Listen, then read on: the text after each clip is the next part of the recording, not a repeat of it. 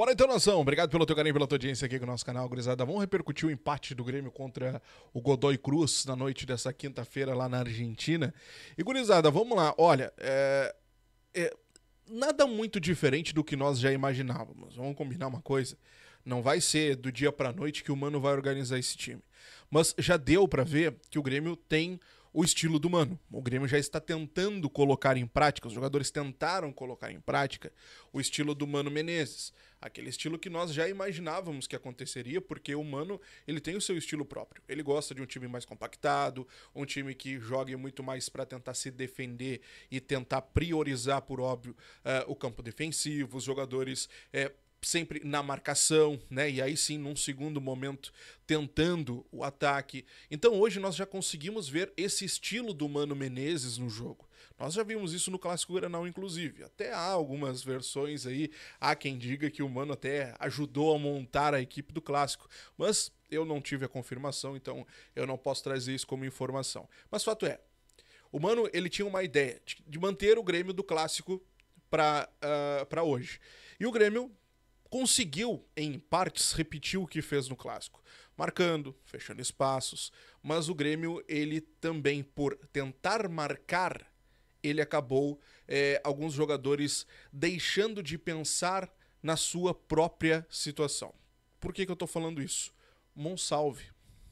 O Monsalve, para mim, ele foi um exemplo muito claro de um jogador que precisava pensar na marcação e não tinha liberdade para pensar no jogo. Eu sei que muitos de vocês vão dizer assim, Diogo, mas essa não é a primeira vez que o Monsalve entra e não joga absolutamente nada. E eu concordo com vocês.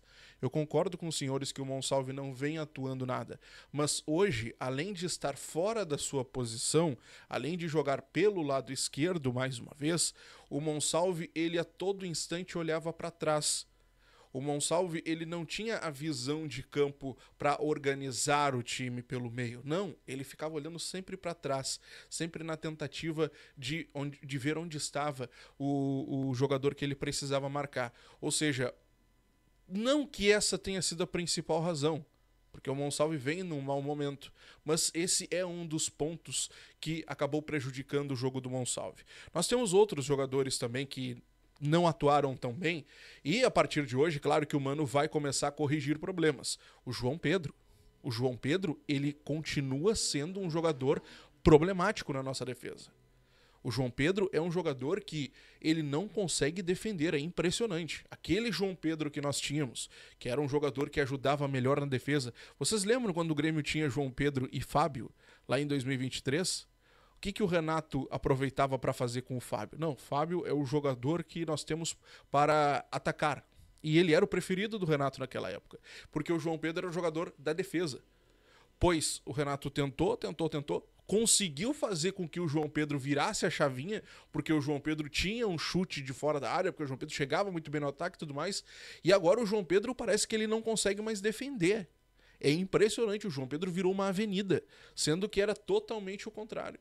E hoje aconteceu isso na frente do Mano, e o Mano chamou a atenção do João Pedro diversas vezes durante a partida. Então é um jogador que o Mano vai pegar no pé, muito provavelmente agora, para tentar corrigir esse sistema defensivo, principalmente pelo João Pedro. Aí vocês já têm uma noção. Porque o lado de defesa do Grêmio, senhores, João Pedro e Gemerson. Se o João Pedro não está num bom momento, o que deixamos pro Gemerson? O Gemerson comprometeu o jogo de hoje. O Gemerson entregou ao Godoy Cruz o empate. Entregou ao Godoy Cruz. Tá aqui, ó. Toma, um empatezinho para vocês. Um lance vergonhoso de um jogador que não entende onde ele está jogando e o que ele está jogando especificamente. Porque o futebol sul-americano, quando a gente vai jogar uma competição internacional, aquele tipo de falta ridícula que o Gemerson alega que recebeu e que até foi pra cima do árbitro depois, aquilo não é marcado de jeito nenhum. Ele sentiu o toque, o mau toque do jogador do Godoy Cruz e se atirou no chão. É ridículo É ridículo. E essa não é a primeira do Gemerson, né? O Gemerson vem de muito tempo rateando. Aliás, a torcida organizada, quando fez o protesto na semana passada, pediu a saída do Gemerson também. Não só do Pavon, não só do Quinteiros. O Gemerson também foi alvo das críticas e alvo dos protestos. E não precisa ser a torcida organizada. Nós, torcedores, há muito tempo viemos pedindo que o Gemerson não atue. Só que aí a gente olha para o banco de reservas hoje, principalmente. Hoje, nós tínhamos apenas o garoto Vieri, o Gustavo Martins, lesionado, Wagner Leonardo, lesionado. E aí nós vamos um pouco mais além para falar sobre o Kahneman. Porque o Kahneman jogou muito bem o Grenal, 10. O Kahneman é uma entidade dentro de campo, é algo assim, ó, fora de série. Ninguém vai discutir isso. Só que o Kahneman também cometeu falhas na partida. O Kahneman também chegou atrasado em diversos pontos. O Kahneman também deixou a desejar. Só que o Kahneman, ele tá voltando de um tempo parado. O Kahneman, vamos lá, a última partida dele tinha sido no início de outubro. Início de outubro. Novembro, dezembro, janeiro, fevereiro, março. 5 meses praticamente, né? É isso. Vamos lá. Novembro, dezembro, janeiro, fevereiro, março. 5, 6 meses. Então vejam só. Depois de 6 meses parado, ele volta pra jogar um clássico Grenal. E jogou praticamente todo o tempo, né? Todo o tempo. E aí, 3 dias depois, está jogando um jogo na Argentina, uma viagem e tudo mais. Então não tem como a gente cobrar do Kahneman também isso. Até porque o Kahneman já tem a sua idade, né? Aí vejam só o planejamento onde ficou também. O Grêmio tem deficiências no campo defensivo muito sérios que o Mano Menezes vai ter que corrigir. E hoje, com toda certeza, ele ficou de cabelo em pé com o que ele viu. Com toda certeza, porque ele estava todo instante na beira do gramado chamando a atenção de um organizando aqui e vem pra cá. Tem um outro jogador que a gente não pode deixar passar também, né?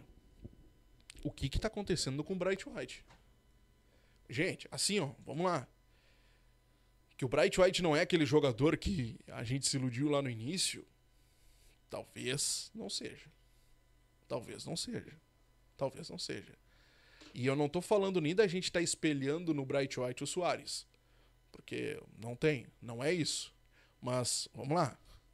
O Bright White, ele tá falhando em passe. O Bright White, ele tá falhando em posicionamento. Posicionamento. Teve 2, 3 lances em que a bola estava com o Kiki Oliveira e ele aguardando, ele segurando a bola, aguardando o Bright White passar e o Bright White pelo meio, paradinho, só esperando um toque, sendo que era para ele avançar para poder receber. Isso aconteceu 2, 3 vezes. Ah, Diogo, mas isso é falta de treinamento, é falta de treinador. Tomara que seja. Tomara que seja. Mas assim, de verdade, eu tô começando a me decepcionar e tô começando a desembarcar, tá? Tô começando a desembarcar. Mas enfim, são problemas defensivos que o Mano Menezes, com toda certeza, hoje ficou de cabelo em pé assistindo. Para ele que gosta de um time defensivo, para ele que gosta de um time que marque bem, e para ele que chegou aqui dizendo que é inadmissível um time tomar 1, tomar 2, 3 gols, porque aí precisa aumentar o número de gols que precisa fazer, bom, ele deve ter ficado apavorado. Eu não posso deixar de fazer aqui um adendo também. A arbitragem. Gente, absurdo, né? O Kahneman levou um cotovelaço na cara. O jogador faz o gatilho. O jogador do Godoy Cruz faz o gatilho para dar o cotovelaço no Kahneman. E nem o VAR chamou. Nem o VAR chamou. O lance do gol do Grêmio, os caras estavam analisando uma linha de impedimento ridícula que nem existia. Cara, não tem condições, né? Não tem condições.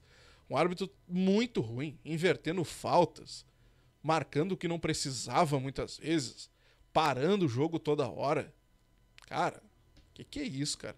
Nós estamos falando de uma competição continental. Continental. Nós estamos vivendo uma crise de arbitragem que é ridícula. Ridícula. O gauchão foi podre.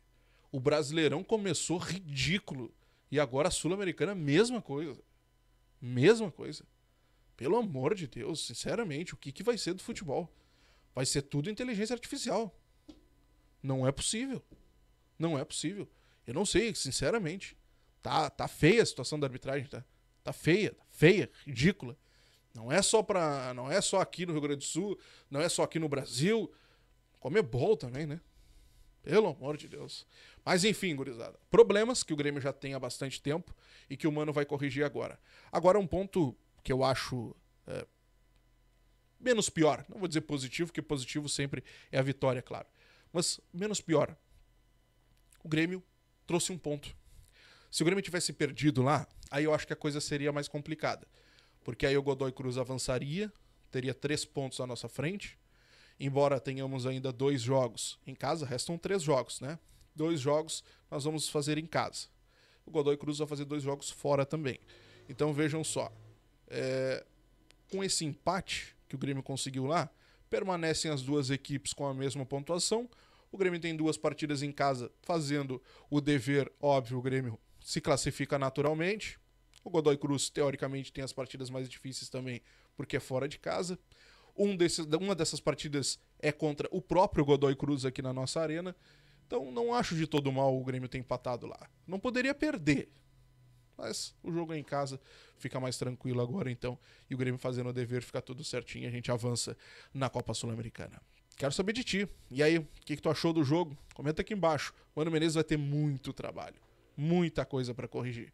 Mas é o início de trabalho, é o início de serviço. Ele não vai ter tempo, não adianta. Não adianta, ele não vai ter tempo agora para poder corrigir essas situações. Ainda mais que o Grêmio, a tendência é que atue com um time reserva, poupando atletas contra o Vitória. Edenilson saiu sentindo, tá? Atenção ao Edenilson. Muitos jogadores estourando. Vamos ver, vamos acompanhar. Eu trago pós-jogo para vocês aqui também. Daqui a pouquinho a Zona Mista e tudo mais aqui no nosso canal. Grande abraço, até a próxima. Deixa o teu like aqui, sempre muito importante. Tchau, tchau.